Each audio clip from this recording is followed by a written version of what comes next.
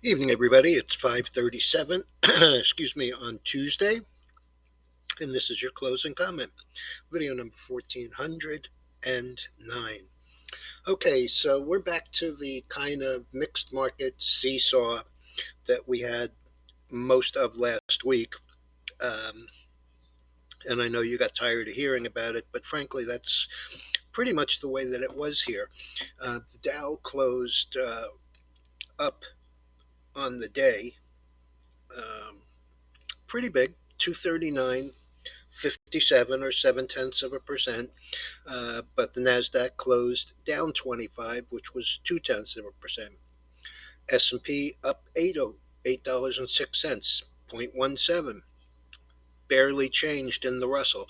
The big winner on the day was the transports, again up 111.48.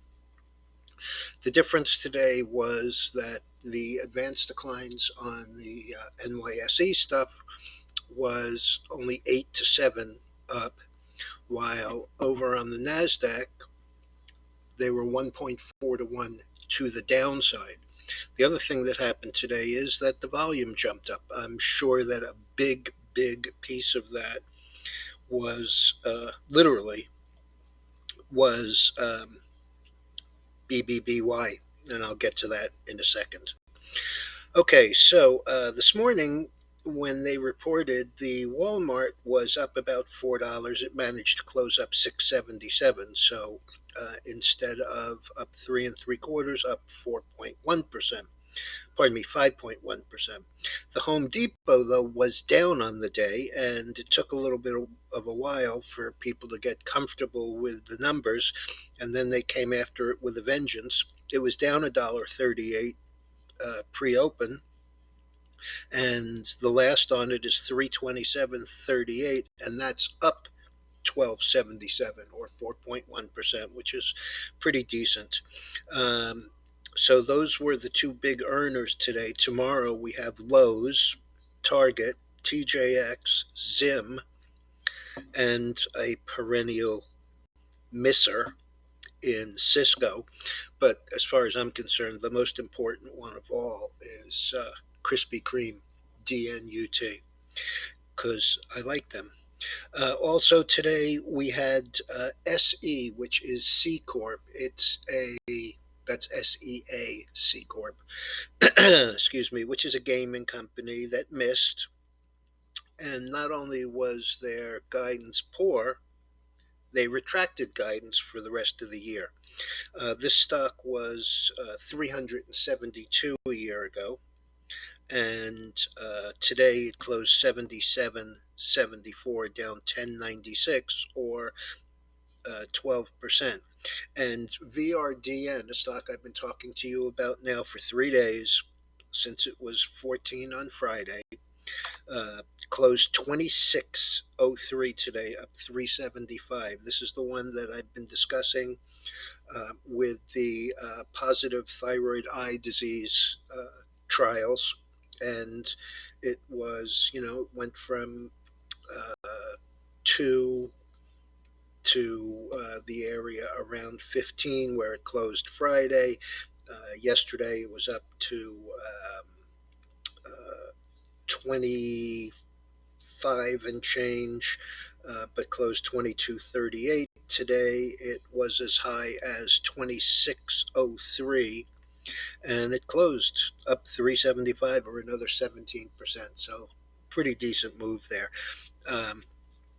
The biggest feature, though, today was the meme stocks. And, you know, that's a market ending, not a market beginning kind of trade. We had GME up 6.3%.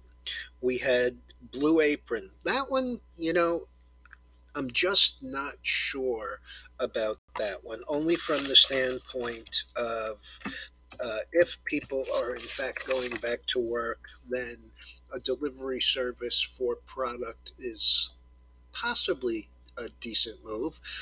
This stock in December was around $13. It has traded as low as $2.30. But yesterday it was up 21%. That was only 82 cents, but it was 21% to close at 463. And then today it closed at 635, or the last is 635, and that's up $1.72, or a very healthy 37%. So I'm not sure that that one is as much of a problem as some of these others, like ASTR, which was a space stock with a range of 22 on the high and today's close of $1.39.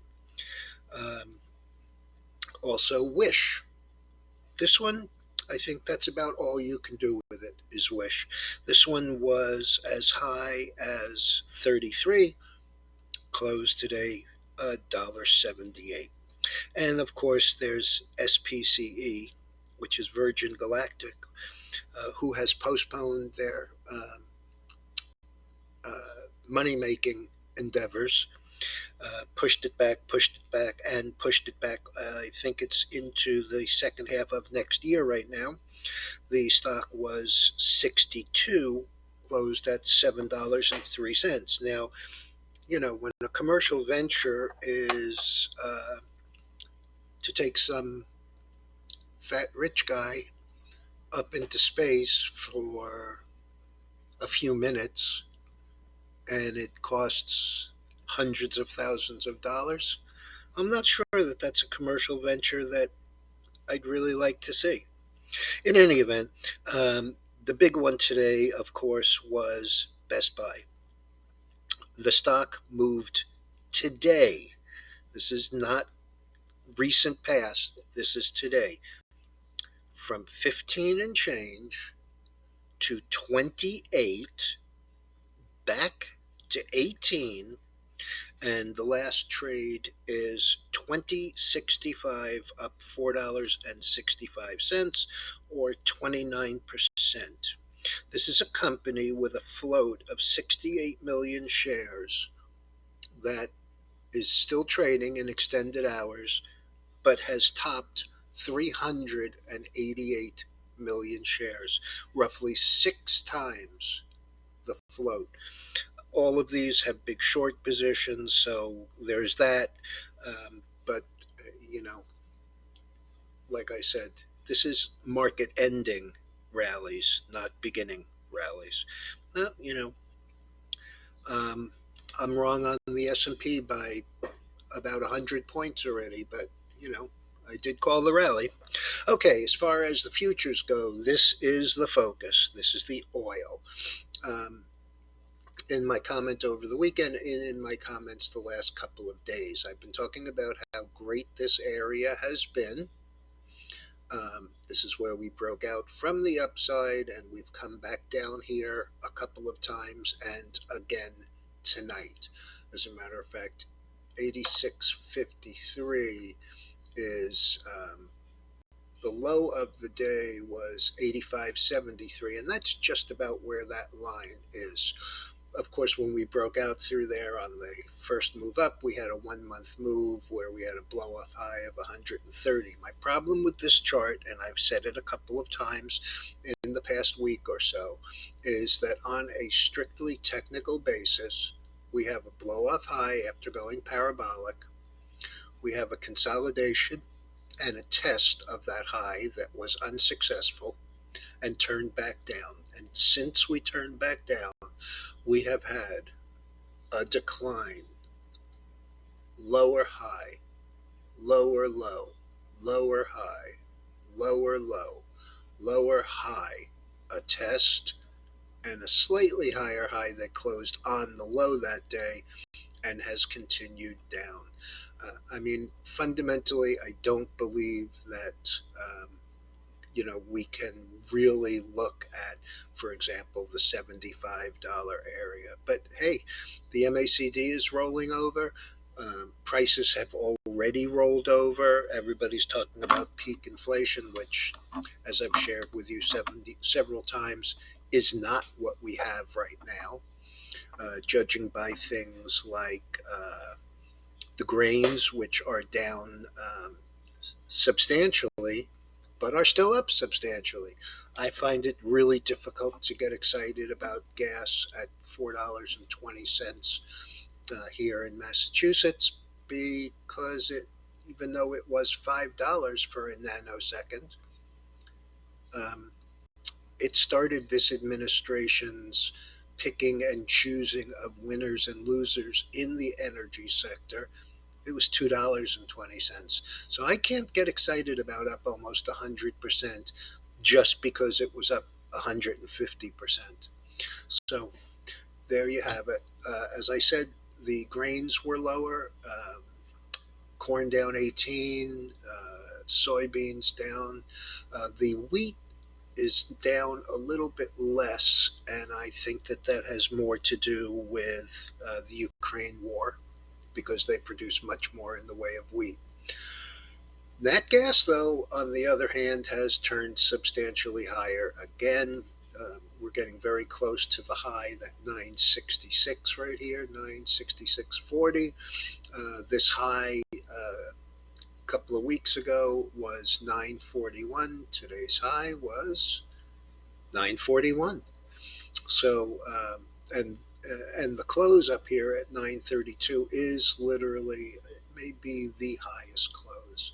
This one was 929, and the one right before it was 932. So this is basically a new high. You have to remember, with futures, they're a zero-sum game. For every seller, there's a buyer. For every buyer, there's a seller.